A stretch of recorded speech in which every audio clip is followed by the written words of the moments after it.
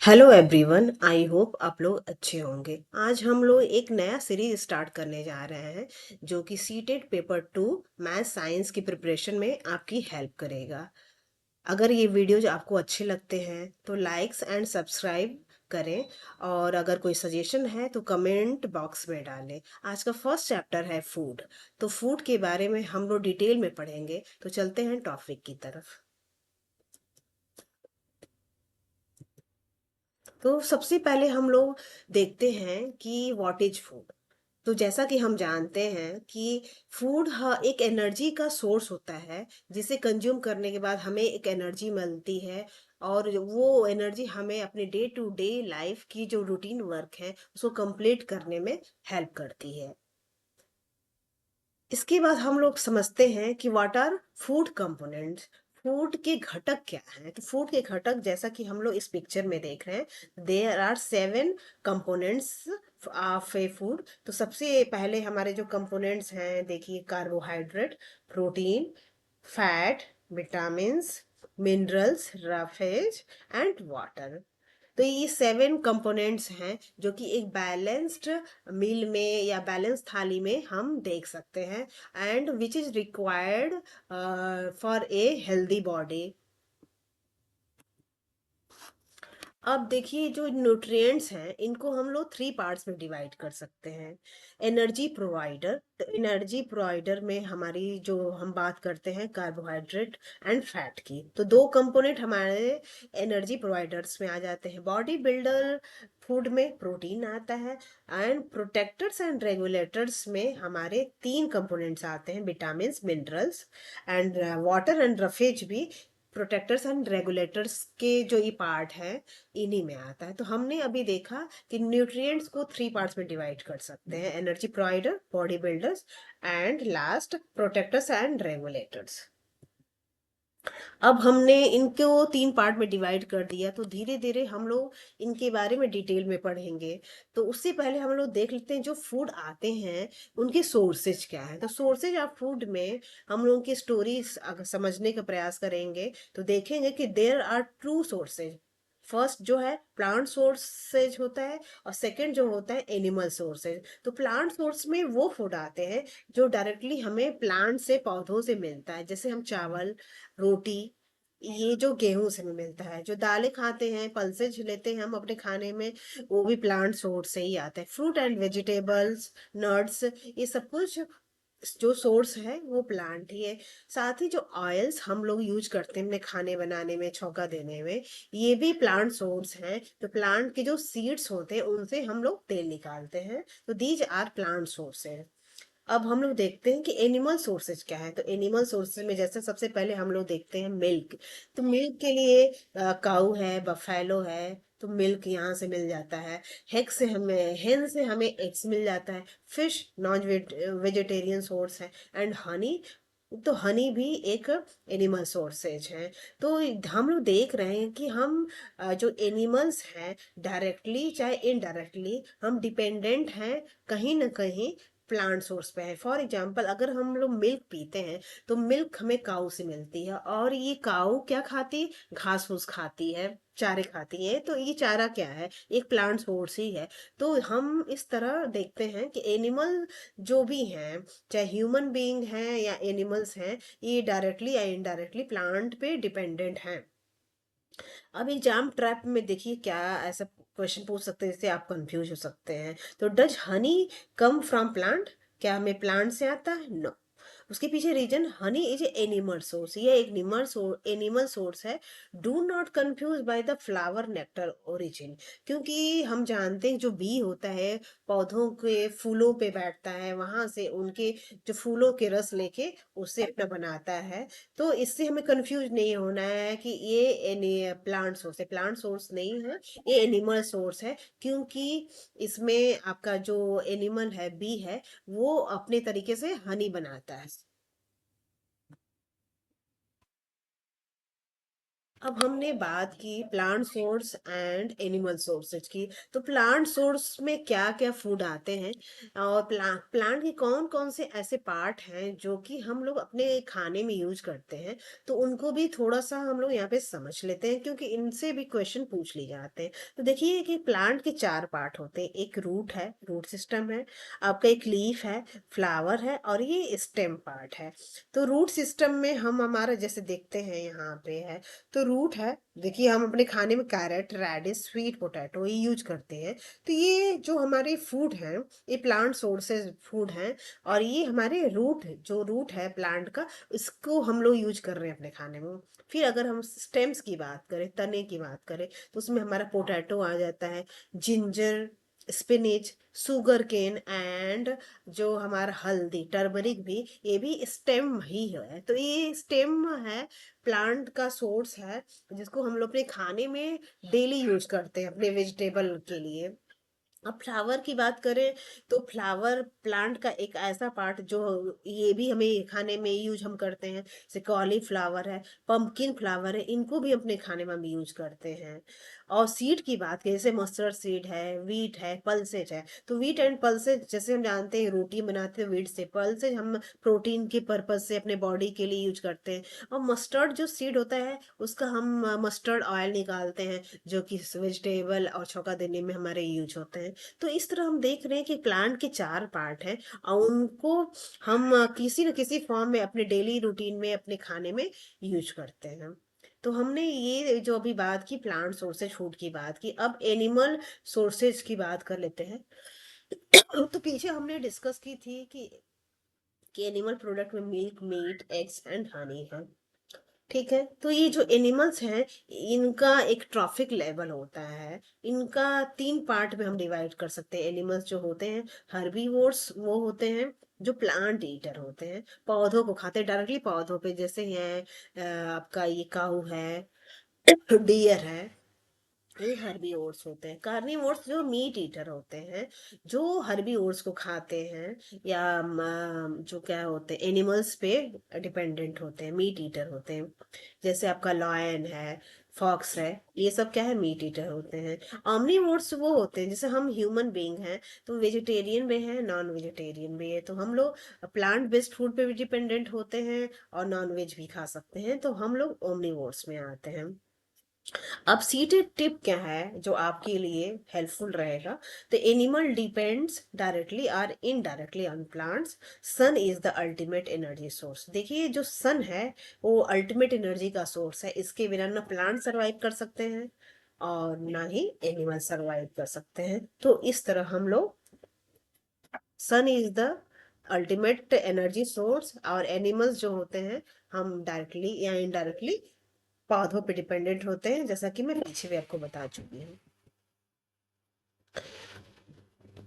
Trophic level को हमने अभी समझ ही लिया कि हार्बीवोर्स, कार्निवोर्स एंड ऑमनीवोर्स। अब हम लोग फूड चेन की बात कर लेते हैं। तो फूड चेन में देखिए, sun is the ultimate energy source. उसके बाद सबसे ज्यादा, ये जो सबसे नीचे लेवल पे होता है फूड चेन में, ये हमारा होता है प्रोड्यूसर। प्रोड्यूसर में प्लांट होते हैं, क्योंकि ये अपना खाना खुद बनाते हैं।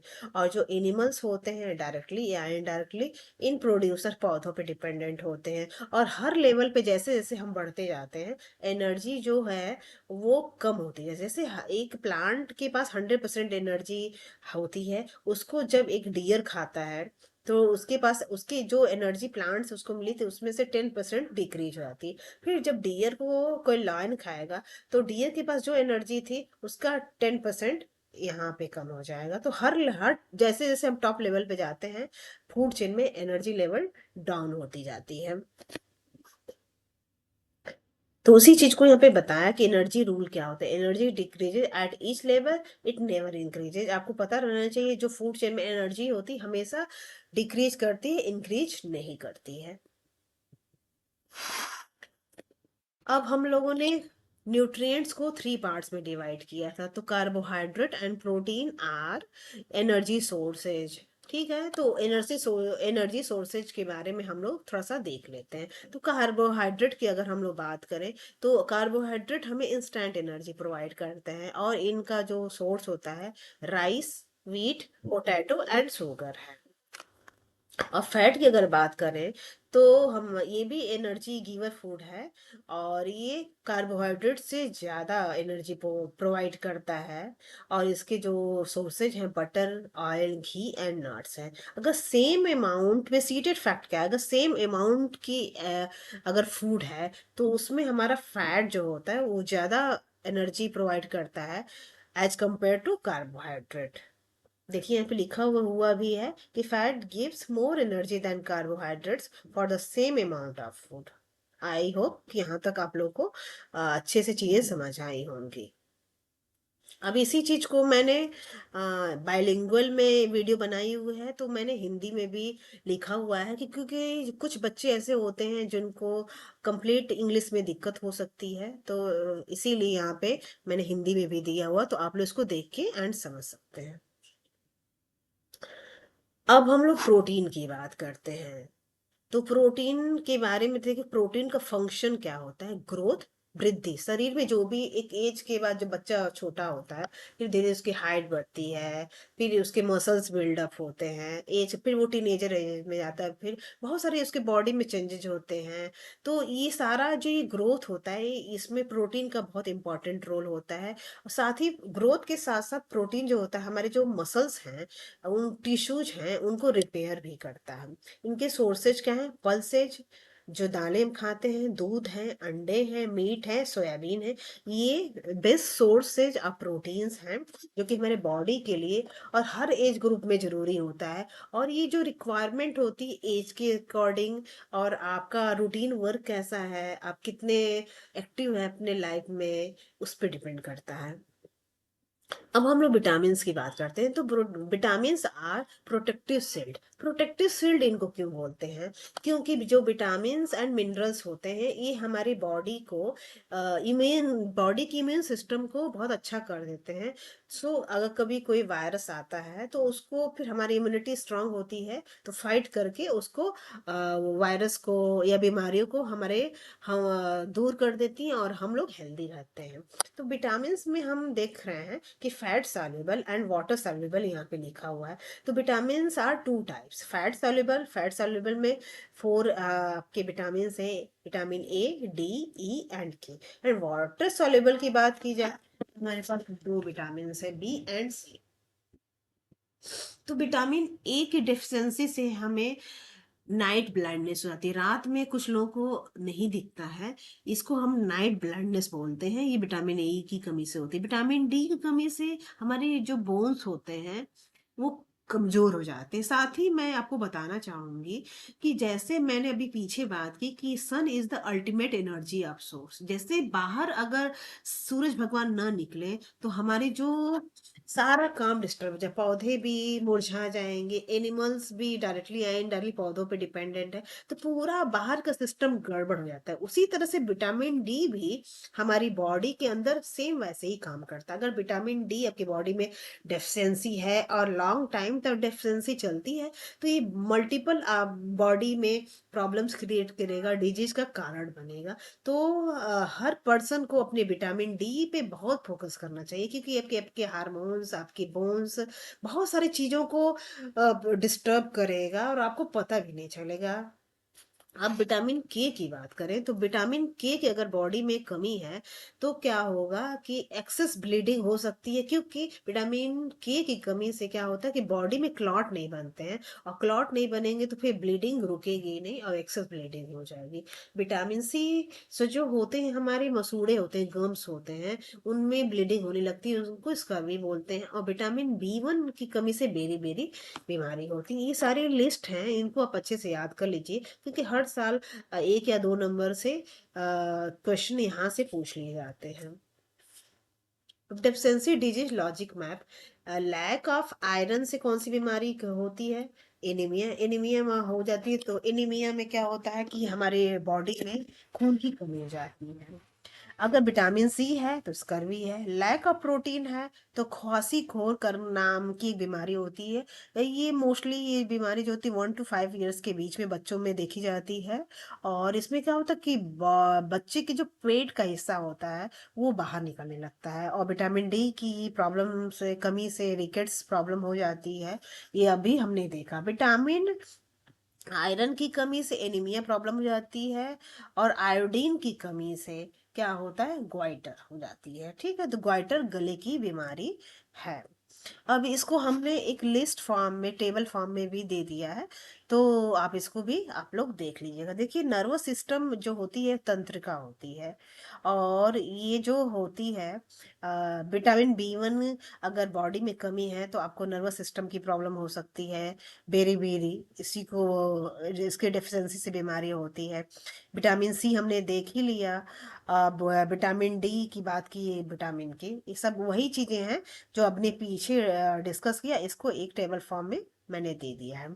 आयोडीन की कमी से ग्वाइटर होती है, देख जैसा कि इसमें इंडिकेट किया गया हुआ है कि गले की प्रॉब्लम है। आयरन की कमी से क्या होता है, एनीमिया, बॉडी में ब्लड बनना कम हो जाता है, और हमें आयरन जब बॉडी में कम होता है तो बहुत फटीग फील करने लगते हैं, किसी काम में मन नहीं लगता है, मूड खराब होने लगता है।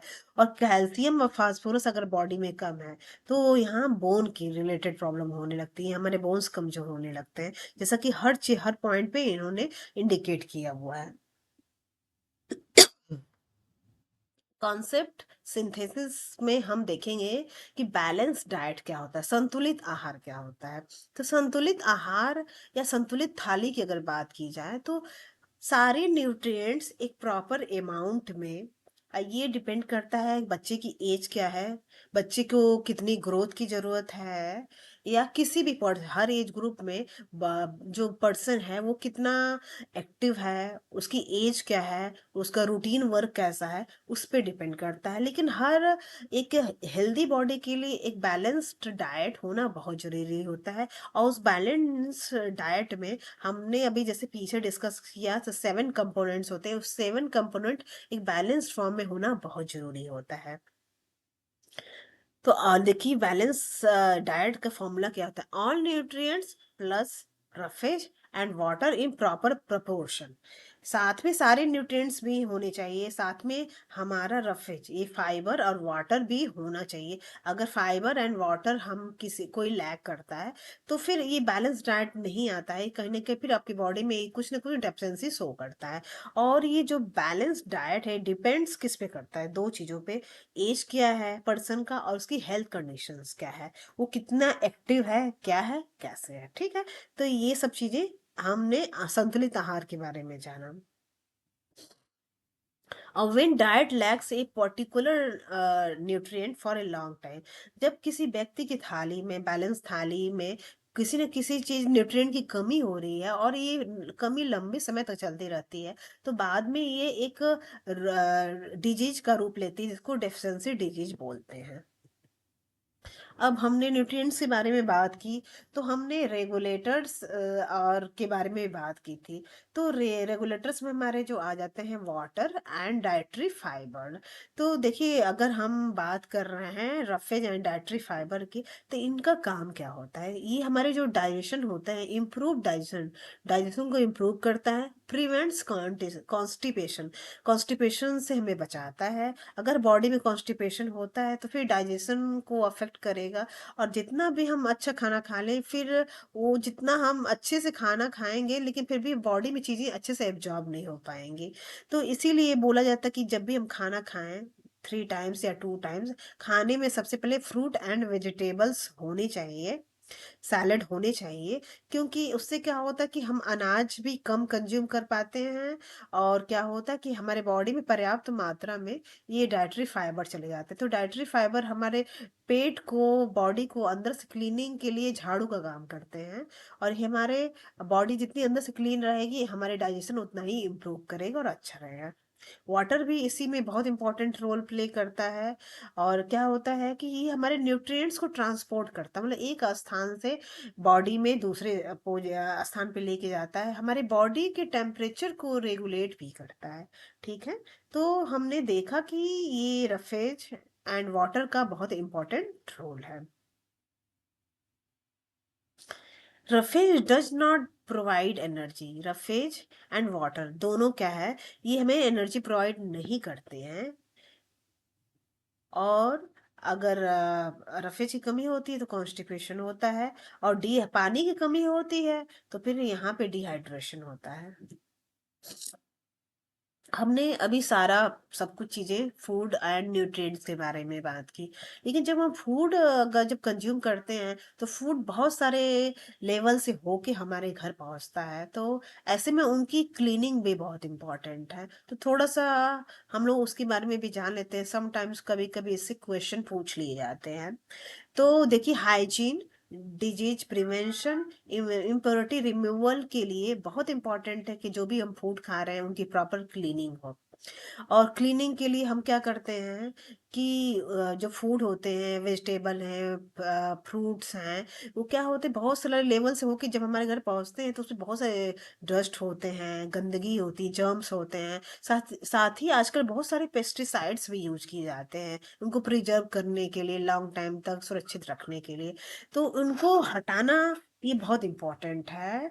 तो देखिए, तो पानी से आप धो सकते हैं, देखिए बट बेस्ट तरीका होता है कि आप उनको धोइए, या आप बेकिंग सोडा में डाल के 15-20 मिनट के लिए, एप्पल साइडर विनेगर में डाल के आप 15-20 मिनट के लिए छोड़ दीजिए, फिर आपको यूज करिए। तो क्या है, काफी हद तक डस्ट है, जर्म्स है, वो पेस्टिसाइड्स हैं, वो काफी हद तक निकल जाते हैं। फिर इनकी प्रिजर्वेशन क्या होता है, तो long time storage to prevent spoilage, चीजें खराब ना हो और लंबे समय तक हम यूज कर पाए, सुरक्षित रख पाए, इसको हम प्रिजर्वेशन बोलते हैं। इसमें हम लोग कई सारे मेथड्स यूज करते हैं, सॉल्टिंग, सॉल्ट लगा के भी, चीजों को सुखा के भी यूज करते हैं।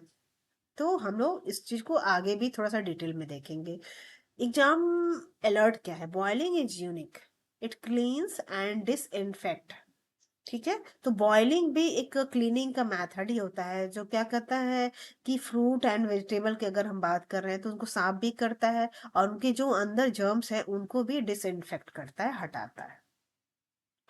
अब हम प्रिजर्वेशन मेथड को थोड़ा सा देख लेते हैं। इनके बारे में थोड़ा सा आप जान लीजिए, ज्यादा डिटेल में नहीं जाना है हम लोगों को। तो डिहाइड्रेशन क्या होता है, चीजों को क्या होता है सुखा के हम रख देते हैं, सुखाने से क्या होता है इसकी सेल्फ लाइफ बढ़ जाती है। तो dehydration removes moisture, microbes need water. क्या होता है कि जो माइक्रोब्स होते हैं, छोटे छोटे जो जीव होते हैं, दिखते नहीं है आंखों से, उनको वाटर मॉइस्चर की जरूरत होती है। जब क्या होता है हम चीजों को सुखा देते हैं तो उनकी सेल्फ लाइफ बढ़ जाती है।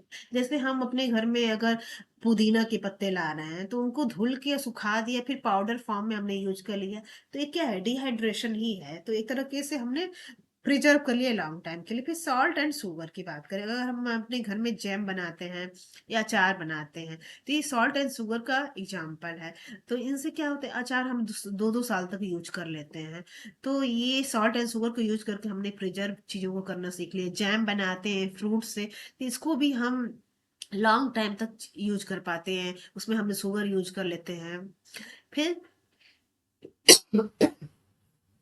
केमिकल्स हम कौन कौन से यूज करते हैं प्रिजर्व करने के लिए, सोडियम बेंजोएट या सोडियम मेटाबाइसल्फाइड यूज करते हैं चीजों को प्रिजर्व करने के लिए। फिर पॉस्चराइजेशन भी होता है, ये मोस्टली हम लोग यूज करते हैं इस वर्ड को दूध के लिए। तो दूध जो हमारे घर में पैकेट्स फॉर्म में आता है, तो क्या है, इनको कंपनी के थ्रू 70 डिग्री पे हीट करके फिर रैपिड कूलिंग करते हैं। तो उससे क्या होता है कि ये पॉस्चराइजेशन का प्रोसेस होता है, जिससे इसकी दूध की सेल्फ लाइफ बढ़ जाती है।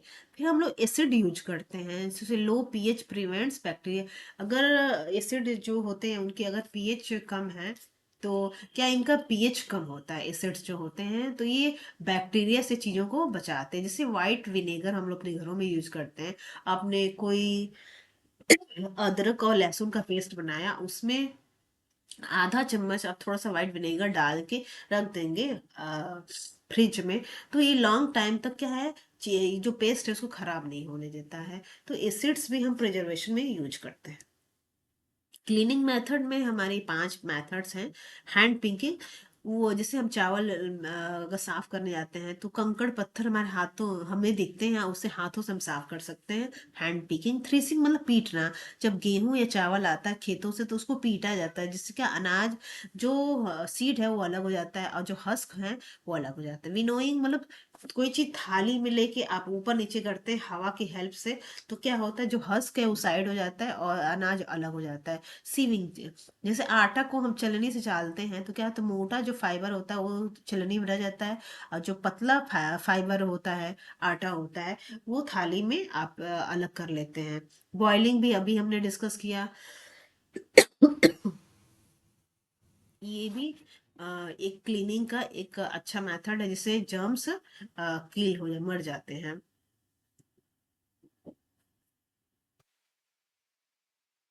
अब एग्जाम अलर्ट में हम लोग देख लेते हैं। तो रफेज गिव्स एनर्जी, गलत है।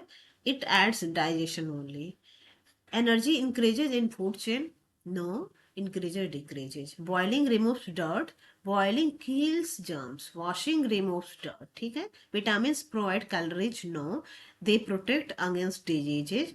And humans are carnivores, no. Humans are omnivores. हमने ये पीछे ये चीजें पढ़ी थी थोड़ा सा।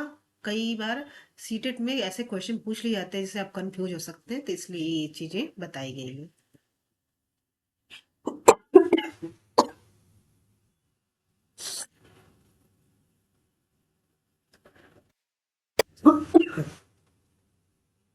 अब हम लोग पी वाई क्यूज देख लेते हैं, जो कि सीटेट में पूछे गए हैं। विच nutrient is mainly responsible for growth and repair of body tissues? Protein.